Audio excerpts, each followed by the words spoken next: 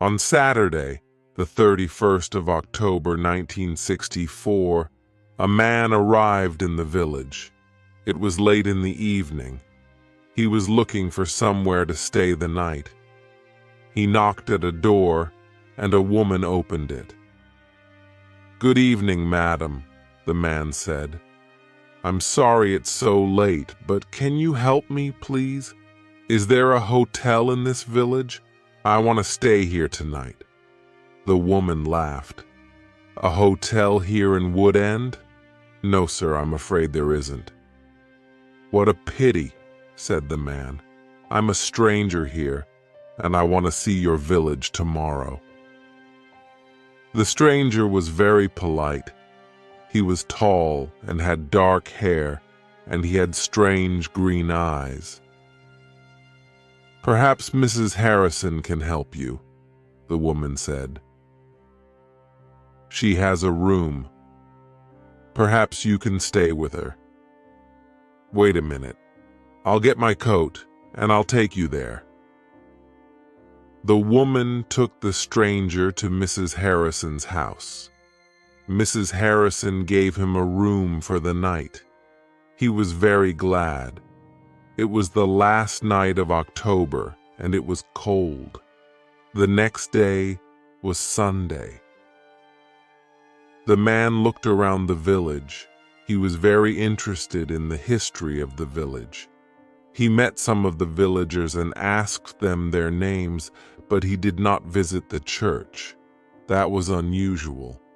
The church in Wood End was the most beautiful building in the village, but the stranger was not interested in it.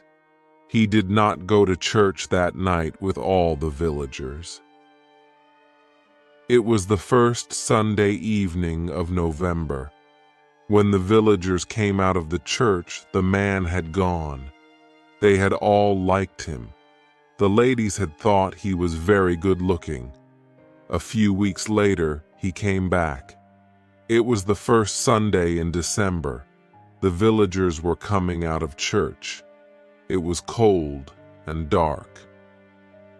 "Hello," he said. "I'm back again. It's nice to see you all once more." His next words surprised everyone. "Perhaps you can help me," he said.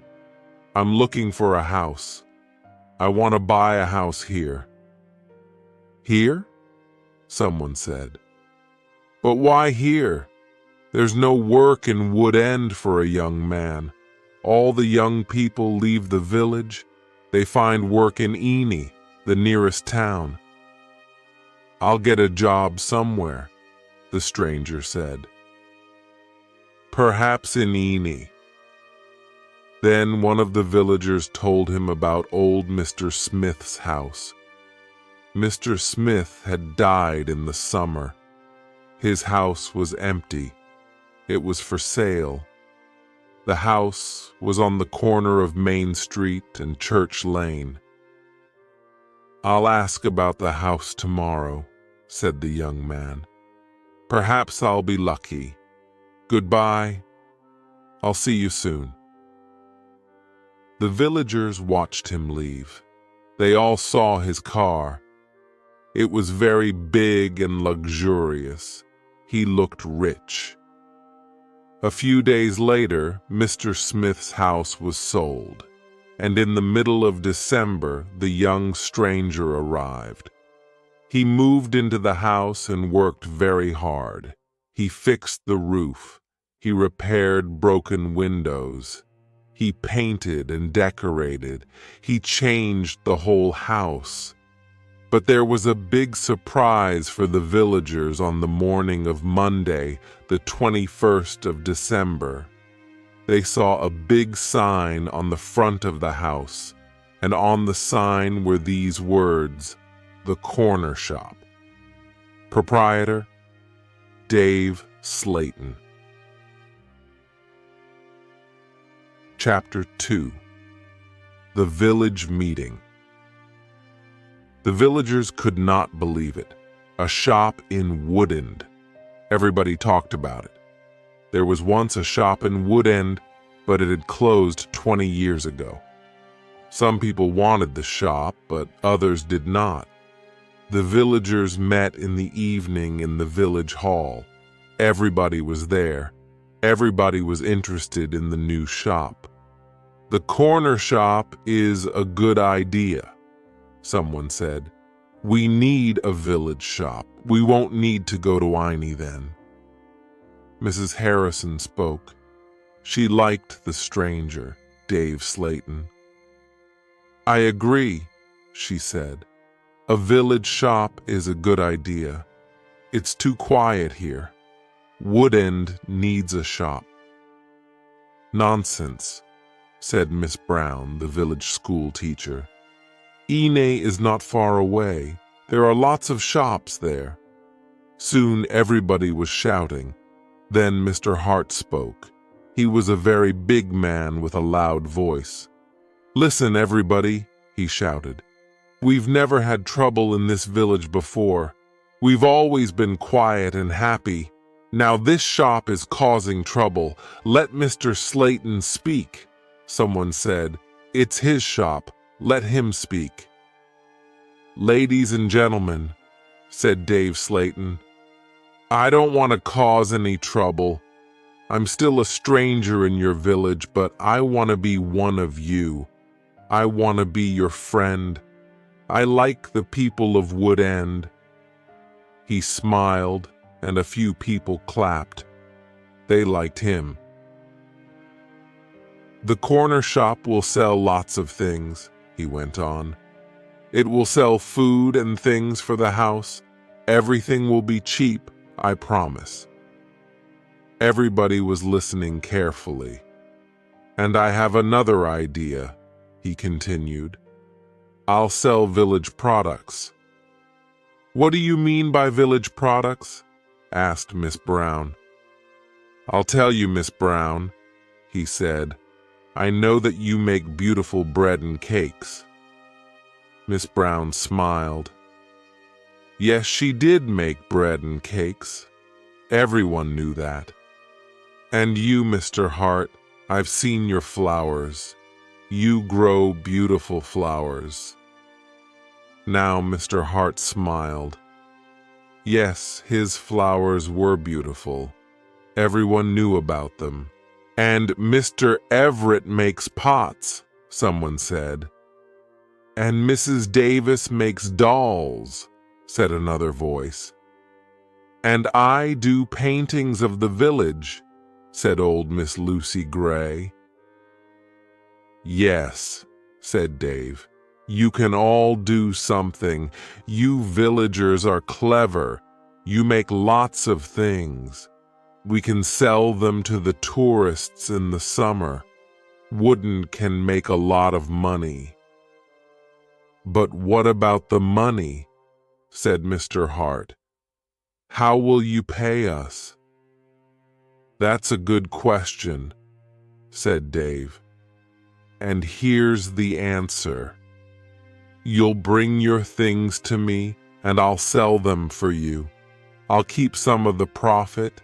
You'll have the rest." "What a good idea," said Miss Brown.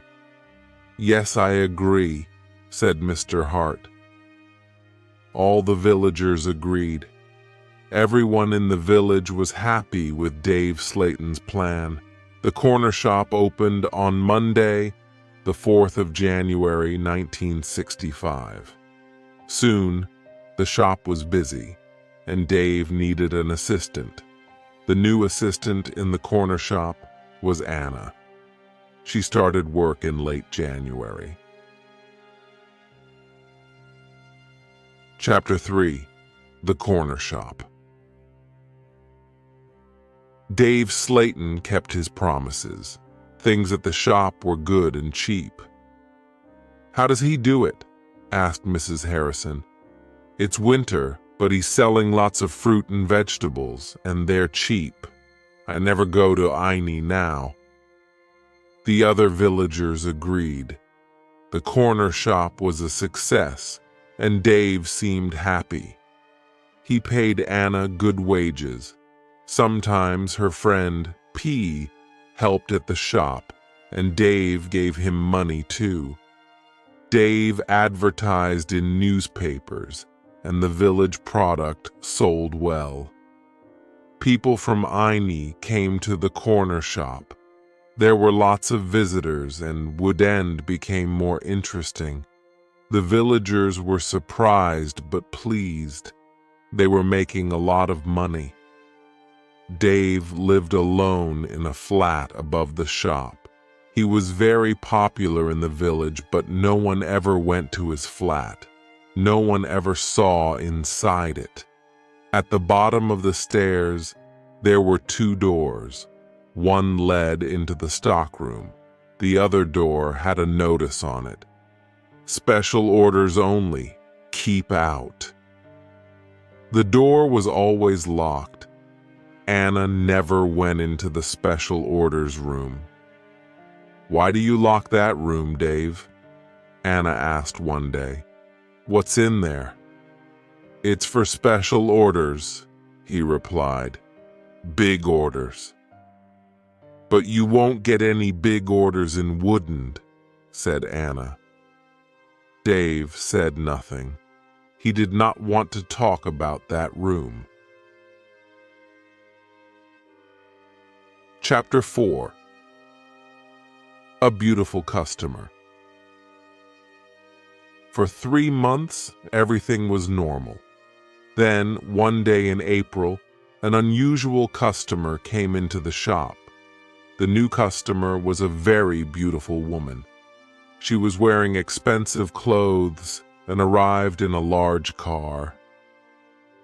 "Is this the corner shop?" the woman asked. She looked round and seemed a little surprised. "Yes," replied Anna. "This is the corner shop. It's the only shop in the village." "I'm looking for Mr. Slayton, the owner of the shop," said the woman. "I think he's upstairs," said Anna. "I'll go and get him." "Does he know your name?" asked Dave from upstairs. "Miss Gordon is here," Anna shouted. "It's Greta Gordon, the film star." "I'm coming," he said, and he came down immediately. "I'm pleased to meet you, Miss Gordon," he said. "Good morning," said Greta Gordon. She and Dave shook hands. She had beautiful hands and was wearing beautiful diamond rings. Anna had never seen so many diamonds before. "Is this where you work, Mr. Slayton?" she asked. Once again she seemed nervous. "Yes," said Dave. "It's a small place, but it's big enough for me. Please follow me, Miss Gordon." Anna was surprised. Dave and Greta Gordon did not know each other. He did not call her Greta, and she did not call him Dave. He seemed to be in a hurry, and she seemed to be frightened. Anna watched them. Dave and Greta Gordon went to the back of the shop and into the special orders room. Greta Gordon was a special order customer. Anna thought that was very strange. She wanted to tell someone about Greta Gordon. Anna loved films. She wanted to tell Peter about the film star, but she had to stay in the shop. 10 minutes later, Greta Gordon came out of the special orders room. Dave went straight upstairs, and Greta Gordon came to the front of the shop. The film star looked terrible. She was pale. She was crying. Her eyes were red with tears. "What's wrong?" asked Anna. "Can I help you, Miss Gordon?" "No, thanks, I'm all right," said Greta Gordon. "Do you want to sit down?" said Anna. She got a chair, and the film star sat down. "Shall I get the doctor?" asked Anna. "No, no," said Greta. "Please tell no one about my visit here. Please tell no one." Anna was disappointed. She wanted to tell everyone about Greta Gordon. She wanted to tell everyone about her famous customer. "I want to give you something," said Greta Gordon. "Here's a photograph of me. I'll sign it." She signed the photograph and gave it to Anna. "Please keep this," said Greta. "And please keep our secret. Please don't tell anyone." "All right," said Anna. "I promise." The film star kissed Anna. She held Anna's hands. "What a beautiful woman," thought Anna. "And what beautiful hands." Then Anna noticed something. The diamond rings were gone. Chapter 5. A Page in Film News. Dave never talked about Greta Gordon. He never talked about her visit to the corner shop. One day, Anna asked him about the film star. "How do you know Greta Gordon?" said Anna. "Is she a friend of yours?" "I don't want to talk about her," Dave replied. "She was a special order customer. Don't ask any more questions about her, Anna." So Anna did not ask any more questions. She did not ask about Greta Gordon's special order, and she did not ask about the rings. Anna kept her promise. She never told anyone about the film star. Soon, it was spring. Anna and Dave were busy. Mr. Hart brought lots of flowers to the corner shop, and Anna sold them to the tourists. There were lots of tourists that year. In May, Peter asked Anna to marry him. She said yes. They became engaged. They planned to get married in the following year.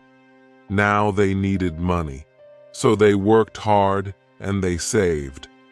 They were very much in love. On Saturdays, Peter played football or cricket, and Anna often went to the cinema in Aini. He enjoyed sports, and she loved watching films. One day, Anna was reading Film News. This was a magazine about film stars. She turned the pages. There was a picture of Greta Gordon. Anna was pleased. What a surprise! The beautiful woman was going to be in a big film. And now Greta Gordon had the star part. Anna wanted to tell Peter about Greta, but she kept her promise. She did not tell anyone, but she did show Film News to Dave Slayton. "Look, Dave," she said. "Here's a story about Greta Gordon. Isn't it great? She's got the big part in Beautiful Woman." Dave looked at the magazine. "Greta Gordon will star in Beautiful Woman," he read. The star of Beautiful Woman was Joanna Lee, but Miss Lee has broken her arm. "I don't know what happened," said Miss Lee. "I was in my bedroom. I slipped and fell." Greta Gordon will now be the star of Beautiful Woman. "I'm so lucky," Greta told us yesterday. "I've always wanted the part. I can't believe it." "I don't know anything about films," he said. "Is Greta Gordon a big star?" Anna laughed. "Big star? Yes, she is. She's terrific." Dave didn't seem interested. "I hope she's happy with her big part," was all he said. Chapter 6. A Quick Kid. Summer tourists were arriving in Wood End. The weather was beautiful, and the shop was doing well. But Anna was not very happy.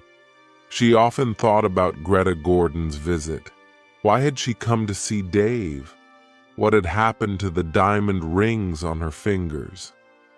There was another problem. Anna loved Peter, and she was going to marry him. But she liked Dave too. Dave was older, but she liked him. All the women liked him, but Anna was very close to him. All day in the daytime, Anna was with Dave. In the evening, she was with Peter. Anna was living two lives. One life was with Dave, the other life with Peter. Then one Friday, Dave surprised Anna. "What are you doing tomorrow?" he asked her. "Would you like to spend the day with me? We can go anywhere you like. We can go in my car." "I'm sorry, Dave," said Anna, "but Peter wouldn't like it." "Don't be silly," said Dave. "We won't go far. I'll close the shop at lunchtime, and we can go to Eni." Anna wanted to go with Dave, but she was worried about Peter. "Don't worry about Peter," said Dave. "He's always busy on Saturday." Anna thought for a moment. "All right," she said. "You take me to the best cinema and to the best restaurant. Then I'll come with you." "Of course," laughed Dave. "Anything you want, Anna." So the next afternoon, Dave and Anna went together to Eni. They had a good time. Dave bought Anna a new expensive dress. Then they went to a cinema, and afterwards to a restaurant. Peter played cricket that Saturday. He never knew about Anna's day with Dave. He was playing in another village and returned to Woodend very late. Dave and Anna were also very late.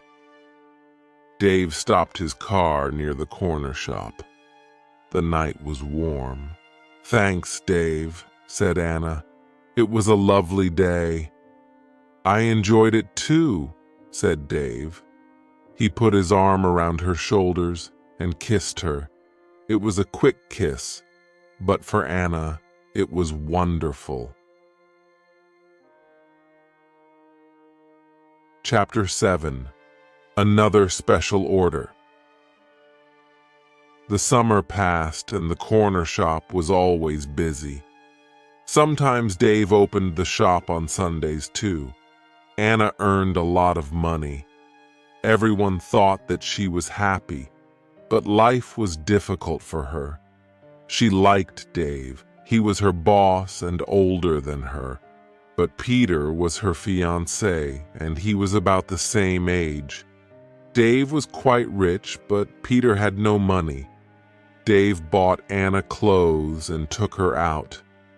Peter did not buy her clothes and never took her anywhere. He was more interested in football. Anna did not like football. Now it was September. Peter played football every Saturday. One Saturday, there was a big football match on television. Mr. Hart had the biggest television in the village and invited some people to his house. He invited Peter and Anna. On Friday, the day before the match, Anna was working in the shop all day. At 5:00, she locked the shop door. 2 minutes later, the bell rang, and Anna went to the door. There was a young man outside carrying a small case. "Hello," she said. "Can I help you?" "I hope so," said the young man. "I want to see Mr. Slayton." "I'm afraid the shop is closed now," said Anna. "We're open tomorrow morning." "But I've got an appointment," said the young man. Then Dave spoke behind Anna. "Yes, I've been waiting for you," said Dave. "You're late." "I'm very sorry, Mr. Slayton," said the young man. "Never mind," said Dave rudely. His rudeness surprised Anna. The young man seemed afraid. "But can you see me now?" he asked. "Yes," said Dave. "Come in." Dave turned to Anna.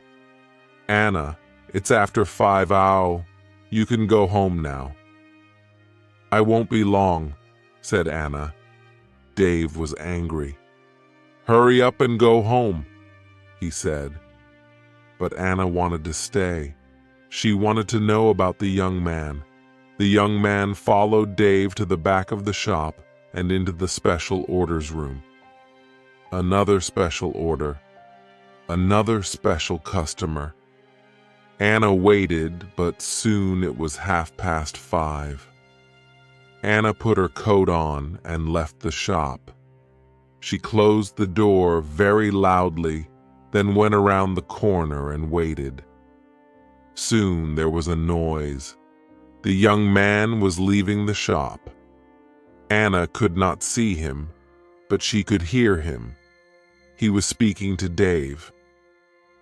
"Are you sure?" said the young man. "What do you mean?" asked Dave. "Is this the only way?" said the young man. "Yes, it is," said Dave. "Don't worry. Everything will be all right. Goodbye." Anna heard the shop door close. She came around the corner and saw the young man. He was walking quickly to his car. Anna noticed immediately that he was not carrying his case. She followed him. "Excuse me," she said. "You've forgotten something. You've left something behind." The young man turned round. Anna stopped suddenly. She was frightened. The young man's face was white. It was white with fear. "Please go away," said the young man. "Leave me alone. I want to go home. Leave me alone." He got into his car and drove off. Anna stood in the street and watched him.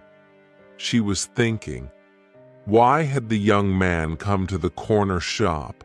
What was his special order? And why had he left his small case with Dave Slayton? Chapter 8. The Football Match. The next day was the day of the big football match. Mr. Hart had invited about 10 people. Anna did not watch the game. She was helping Mrs. Hart in the kitchen. They were making tea. It was a good game, and everyone was enjoying it. At halftime, Peter went into the kitchen. "Why don't you come and watch the match, Anna?" he said. "It's really good. Come on." Anna laughed. "No, thanks," she said. "I'm helping Mrs. Hart. Look, here's the tea. Can you take it in to the others?" "Okay," said Peter. "It's a terrific match. Mike Bailey scored a great goal." Peter took the tea into the sitting room, and the second half of the match started. It was very exciting. Mike Bailey scored another goal. After 20 minutes, the score was 2-0. Then the other side scored 2 quick goals. It was 2-2. There were only 5 minutes of the match left. "Come on," shouted Peter. "Come on, Mike, let's have another goal." In the last seconds of the match, Mike Bailey scored the winner. It was his 3rd goal of the match. But something was wrong. The other team's goalkeeper was injured. Bailey had been very near the goalkeeper and had kicked the ball very hard. The ball had hit the goalkeeper's neck. Mrs. Hart and Anna came in from the kitchen. "What's happened?" said Anna. "What's wrong?" "It's Brian Thomas, the goalkeeper," said Peter. "He's injured. It's serious. The goalkeeper has broken his neck." Later, they all watched the news on TV. They saw pictures of Mike Bailey's third goal. It was a great goal. They saw the boy hit the goalkeeper. "It was an accident," the TV announcer said. "And now, over to our sports studio for an interview with Mike Bailey." They all watched the interview. The TV showed a picture of Mike Bailey and the interviewer. 3 goals in 1 match. How do you feel about that?" asked the interviewer. But Mike Bailey said nothing. He could not speak. He tried to speak, but he could not. It was terrible. The interviewer tried another question. "Let me ask you about the 3rd goal, Mike. It was a great goal. But how do you feel about the injury to Brian Thomas?" It was a silly question. The injured goalkeeper would never play football again. Mike Bailey said nothing. He looked very ill. When the interview ended, Mr. Hart turned off the TV. No one noticed that Anna had left the room. Mike Bailey had looked frightened. Anna was frightened too. Mike Bailey and Anna had met before, the day before at the corner shop. Chapter 9. A Secret Weekend. Anna did not know what to do. She was only 17, but sometimes she felt much older. She wanted to ask Dave about Mike Bailey and Greta Gordon. She wanted to know about special orders. She decided to wait. One day, Dave and Anna were alone in the shop. "How's Peter?" asked Dave. "He's fine, thanks," said Anna. Dave smiled. "Is he still playing football?" "Of course he is," said Anna. Dave laughed. "You don't see him very much, do you, Anna? I see him 3 or 4 times a week." "What about weekends?" Dave asked. Anna replied quickly, "I don't see him much at weekends. He plays football." "When are you getting married?" asked Dave. "I don't know," she replied. "We haven't decided yet, perhaps next year." "That's a long time," Dave smiled at Anna. Anna felt afraid, but she also felt excited. She didn't know why. "Sometimes you're bored, Anna, aren't you?" said Dave, looking into her eyes. "Yes," said Anna. "That's true." "Why don't you come away with me for a weekend?" said Dave. "We can go to London." A weekend in London? Anna had only been to London once for a day. Anna was excited but also afraid. "I don't know," she said. "I must think of Peter." "Forget him," said Dave. "He'll never know. Come with me, and we'll go to the best shops. We'll go to the best cinema. Will you come with me?" Anna said nothing.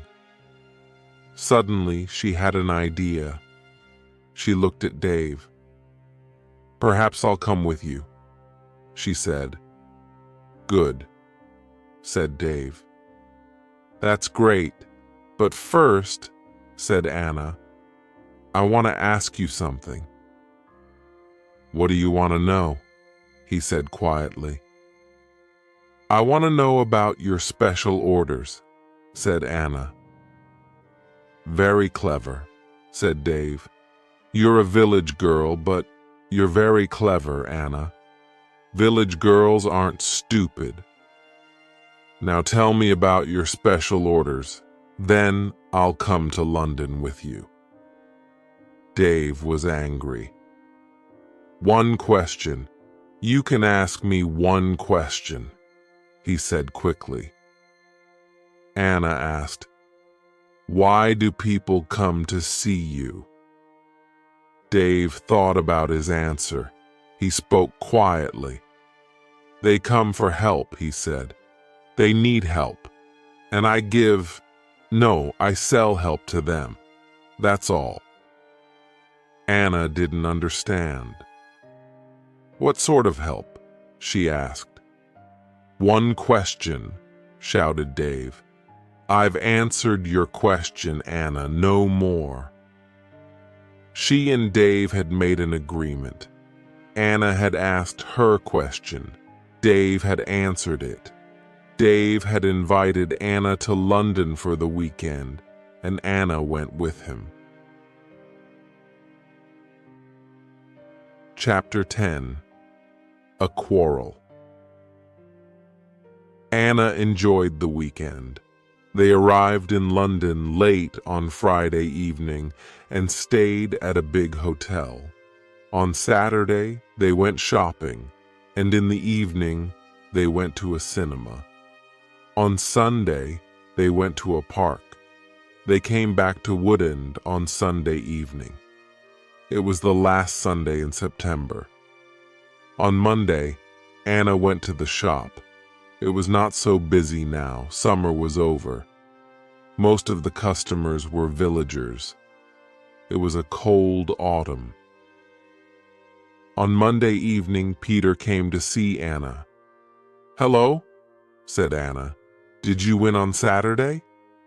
"No," said Peter. "We didn't win, and I didn't play." Anna was surprised. "You didn't play? Why not?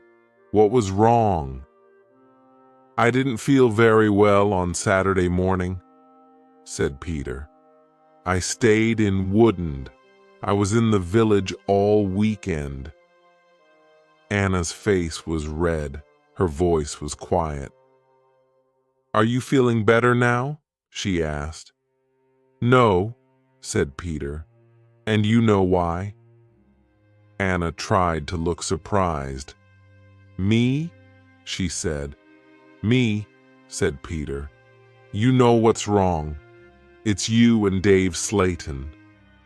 "What do you mean, me and Dave Slayton?" said Anna quickly. "You went away with him on Friday evening," said Peter. "Someone saw you in Dave's car." Anna tried to explain. "Oh, it's nothing," she said. "Dave and I went—" "Shut up," said Peter. "I don't want to know, Anna. Don't talk about it." "But Peter," said Anna. Peter didn't listen. "I know he's got a lot of money," he said. "He can take you to places. He's from a big city. I'm a poor village boy, Anna, but you must choose. You must choose between Dave and me. You can't have both of us." "I know that, Peter," said Anna, "and I don't want both of you. But listen, Peter, I want to tell you about Dave. There's something very strange about him." "Dave! Dave! Dave!" Peter shouted. "You talk about him all the time. I don't want to hear his name again." Peter turned around and walked out of the room. He left Anna's house. Now Anna was alone. She was very unhappy. She wanted to talk to Peter. She wanted to tell him about Dave. She wanted to tell him about Greta Gordon and about Mike Bailey. But Peter had left her. Chapter 11. Arthur Risman. It was October. It was cold and wet. Anna was not very busy at the shop. She was very unhappy. She was a different girl. She seemed older. She didn't go out much. She looked ill. Most of the villagers knew that Anna had quarreled with Peter. They also knew that she had been to London with Dave, but no one was able to help Anna. She did not talk to anyone. Before, she had been a happy, smiling girl.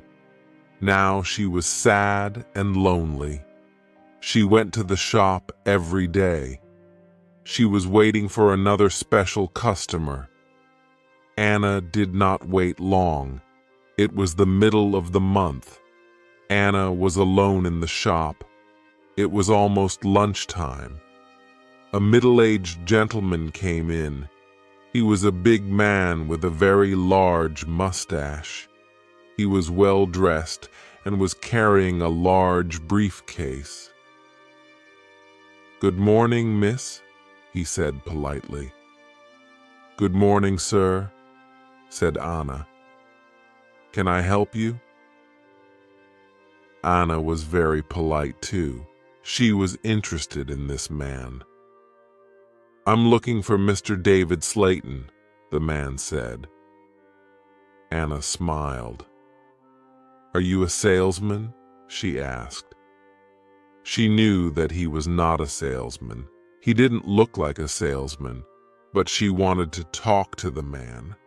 The man smiled. "Yes, I am a salesman," he said. That was not true. Anna knew that the man was lying.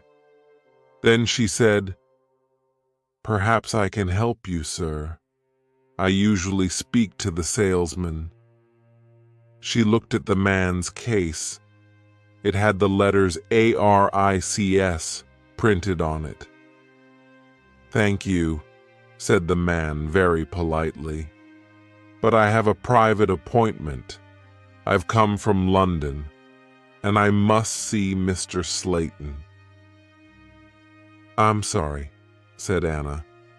"He's very busy at the moment, but I'll tell him you're here. What's your name, please?" The man smiled. "Roberts," he said. "Arthur." Roberts. Anna went to the back of the shop. Dave was coming down the stairs. "There's a man in the shop," said Anna. "He wants to speak to you." "Thanks," said Dave, and he went to the front of the shop. "Good morning, Mr. Risman," said Dave. "I'm pleased to meet you." Anna listened. Risman. The man's name was Risman, not Roberts. What a liar.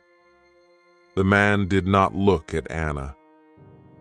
"I'm pleased to meet you, Mr. Slayton," the man said. "Please come with me," said Dave. Mr. Risman followed Dave. They went into the special orders room. A minute later, Dave came out. He came to the front of the shop. "It's lunchtime, Anna," he said. "You can go home now." "Thanks, Dave," said Anna.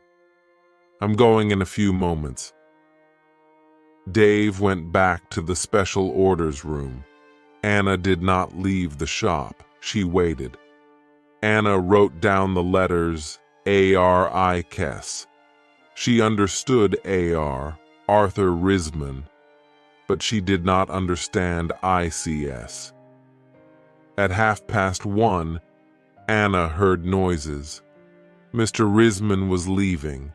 Dave was talking. "Thank you, Mr. Risman," said Dave. "And thank you," said Mr. Risman. "You have helped me a lot." "Good," said Dave. "Goodbye, Mr. Risman." "My assistant isn't in the shop," said Mr. Risman, "but you can open the door." "Goodbye," said Dave. Dave went upstairs, and Mr. Risman came into the front of the shop. Anna was sitting quietly in a corner. "Oh," said Mr. Risman, "I thought you had gone home." "No," she said. "I decided to have lunch in the shop today." Anna and Mr. Risman looked at each other. They didn't like each other. There was silence. Anna spoke first. "Would you like to buy some bread, Mr. Roberts?" she said. "Risman," corrected Mr. Risman. "I'm so sorry," she said. "Would you like to buy some homemade bread, Mr. Risman? It looks delicious." Mr. Risman was very polite again. "Yes, I'll take some, please. My wife will love it." "Here you are," said Anna. She put the bread in a bag. "You can put it in your briefcase." "My briefcase?" said Mr. Risman. "I haven't got a briefcase." "I think you've forgotten it," she said. "I'll go and get it for you." Anna moved toward the back of the shop. Mr. Risman stepped in front of her. He held her wrists. He was very strong. "Listen to me," he said. "I don't want that briefcase. Leave it there. All right?" "Please let me go," said Anna. "You're hurting me." Mr. Risman let go of Anna and turned toward the door. He left the shop hurriedly. He hadn't taken his bread with him. Anna watched Mr. Risman leave. Her hands were still hurting. 5 minutes later. Chapter 12. Anna waits for news. Anna waited for some news about Mr. Risman. She remembered Greta Gordon, the film star, had visited the corner shop. Later, there was news about her in a magazine. Mike Bailey had visited the corner shop too. Later, there was a lot of news about him on TV. And now, Mr. Risman had visited the corner shop. Anna was waiting for some news about him. All 3 visitors had been special customers. They had all seen Dave. They had all been in the special orders room. And they had all left something with Dave. Greta Gordon had left her diamond rings. Mike Bailey had left his case. Mr. Risman had left his briefcase. Anna wanted to find out more about the 3 special customers. She thought about Mr. Risman. His case had the letters Aricus on it. She understood AR, but what was ICIS? Perhaps Mr. Risman was a businessman and IC1 was his company. Anna looked in the newspapers, but she didn't find anything about ICS. She read the magazines. She listened to the radio. She watched TV, but there was nothing about IC. Anna heard nothing. She saw nothing. Then she had an idea. She decided to go to London and find Arthur Risman. It was a Friday. Early in the morning, she left a note for Dave. She took the note to the shop. "Dear Dave," it said. "Sorry I can't come in today. I'm going to London. I'm buying some things for my wedding. Anna." The note did not tell the truth, but Anna didn't care. Anna took a bus to Ilney and then caught a train to London. She got to Paddington Station at midday. She got off the train and looked for a telephone box. The telephones were near the entrance to the station, but the boxes were all full. She stood and waited. Then Anna saw the letters ICS. There they were, on a huge advertisement. Anna had found the answer to her problem: International Computer Services, ICS. Perhaps that was Mr. Risman's company. Soon, one of the phone boxes was empty. Anna rang the number, 222-8959. ICS, can I help you? Said a woman's voice. Yes, please, said Anna. I want to speak to Mr. Risman, Mr. Arthur Risman. I think he works at ICS. The woman laughed. Works here? Yes, he does, she said. He's the vice chairman of the company. Wait one moment, please. I'll get his secretary. Then there was another woman's voice on the phone. Mr. Risman's secretary, can I help you? Yes, please, said Anna. I'd like to speak to Mr. Risman. Who's calling, please? Mr. Risman doesn't know my name, Anna replied. Is Mr. Risman expecting your call? The secretary asked. No, he isn't, said Anna. I'm afraid he can't speak to you now, said the secretary. He's at a meeting and he's flying to Switzerland in an hour's time. But I must speak to him for a few minutes, said Anna. The secretary became annoyed. That's impossible, she said. But I can take a message. No, thanks, said Anna. I'll call again next week. Will Mr. Risman be back then? Yes, he will, replied the secretary. Goodbye. And she put the phone down. Anna had found Mr. Risman's company, but she hadn't spoken to him. Anna spent the afternoon in London. She went to see a film. Then she had tea in a small cafe near Paddington Station. Her train left London at 6:30. She bought an evening newspaper and got on the train. Anna was tired, but she felt happy. After a few minutes, she looked at her newspaper. Anna was waiting for some news. There it was, on the front page. Private plane crash near London. 6 dead, all from ICS. 6 people were killed this afternoon in a plane crash at Enfield near London. The plane was flying to Switzerland. The passengers were all from International Computer Services, ICS. Among them was Mr. Alfred Gluck, the chairman of IC. Mr. Arthur Risman, vice chairman of IC, told us, I'm lucky to be alive. I was at a meeting today. The meeting went on for a long time, and I didn't catch the plane. Mr. Risman will probably be the new chairman of IC. Chapter 13. The Special Orders Room. Anna got home about 10 lac. She turned on the radio and listened to the news. The chairman of IC was dead, and Mr. Risman was the new chairman. Anna didn't sleep that night.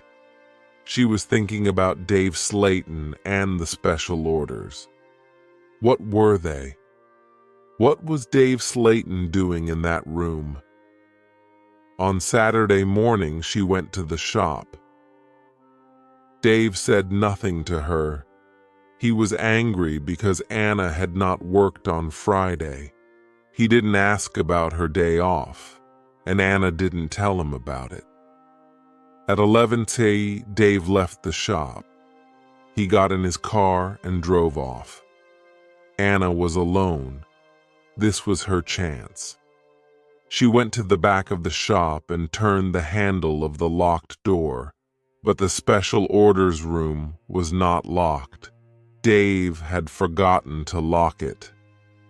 Anna opened the door and went into the room. It was a small room, dark and hot. Anna turned on the light, but it was not a very strong light.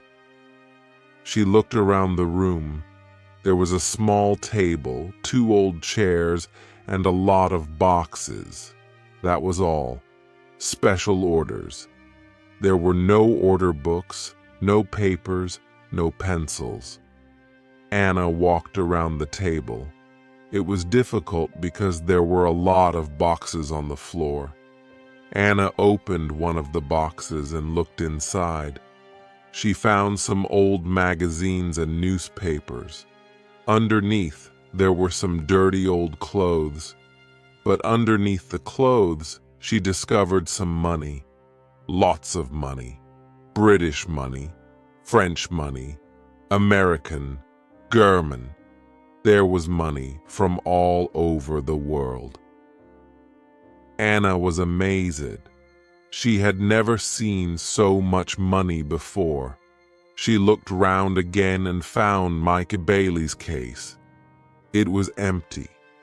Then she found Arthur Risman's briefcase.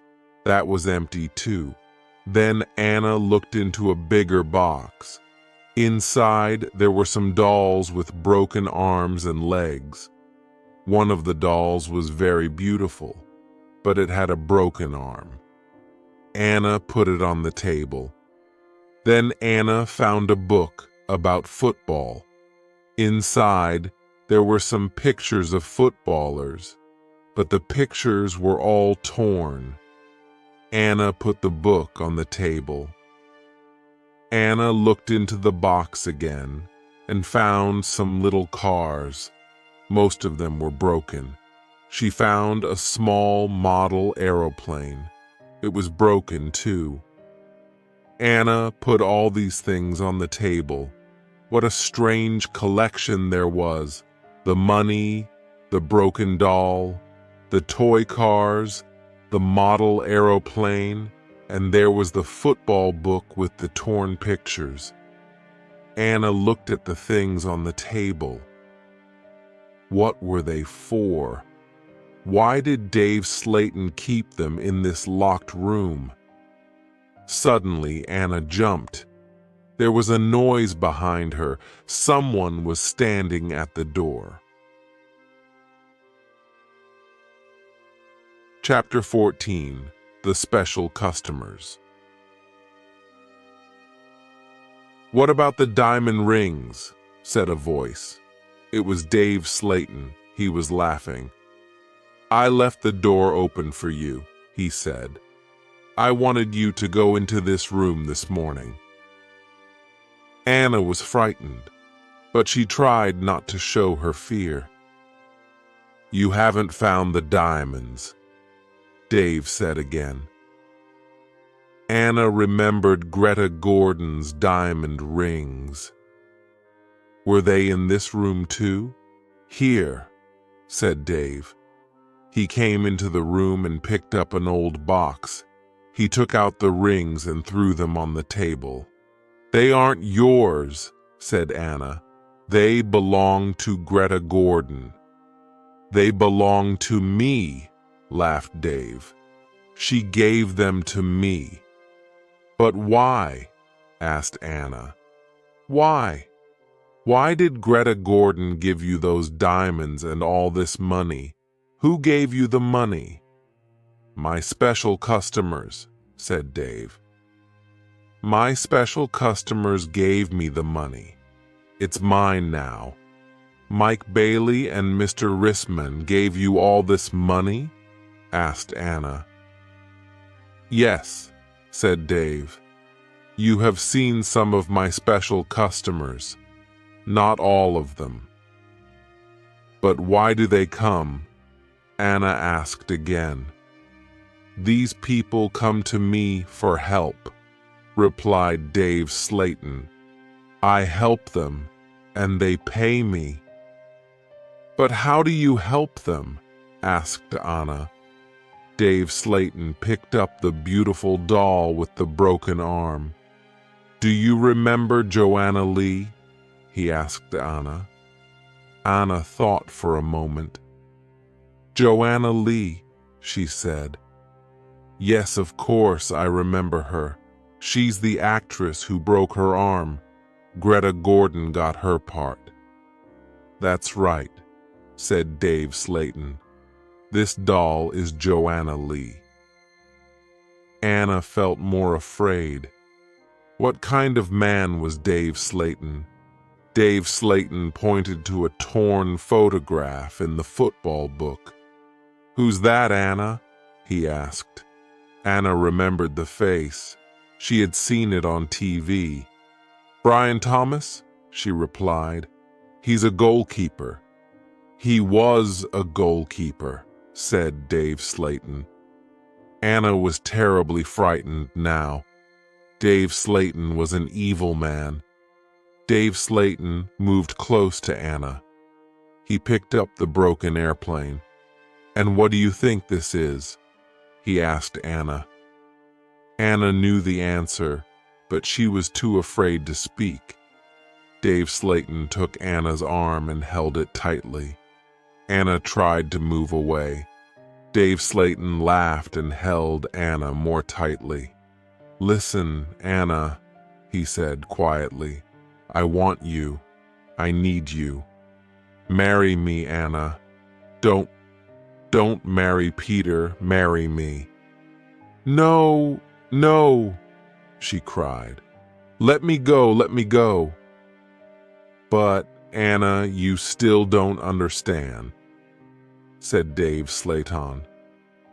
I have strange powers. I can give you everything you want. He looked into Anna's eyes. And my children will have these powers too, he continued. I will give you money and diamonds, and you, Anna, you will give me children. Anna was terrified now. She kicked Dave Slayton very hard, and he let go of her hand. Anna moved quickly. She ran out of the special orders room, through the front of the shop and out onto the street.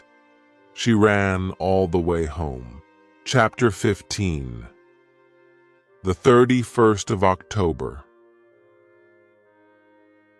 When Anna got home, she felt terrible and went to bed.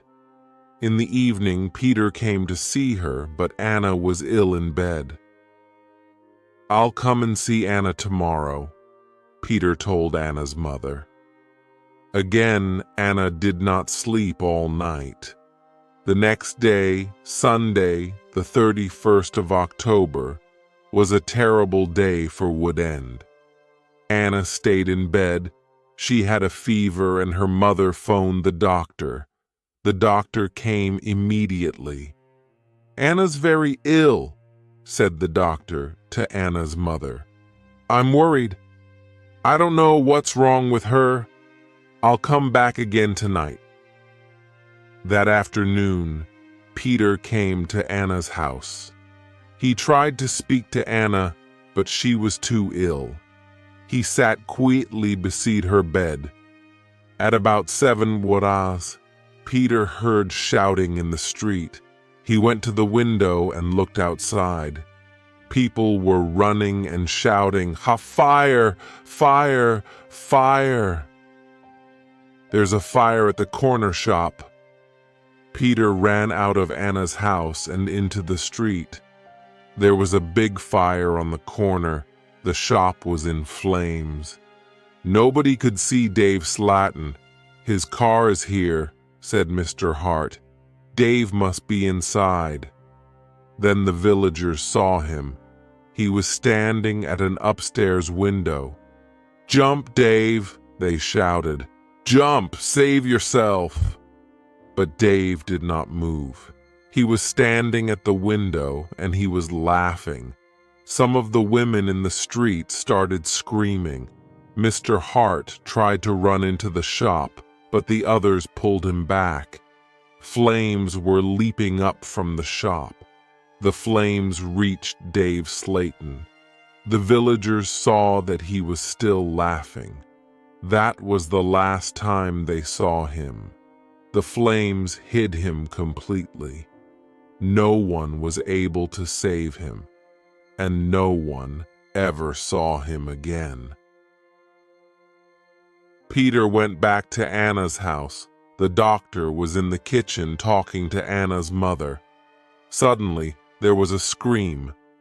They ran upstairs to Anna's room. Anna was dead.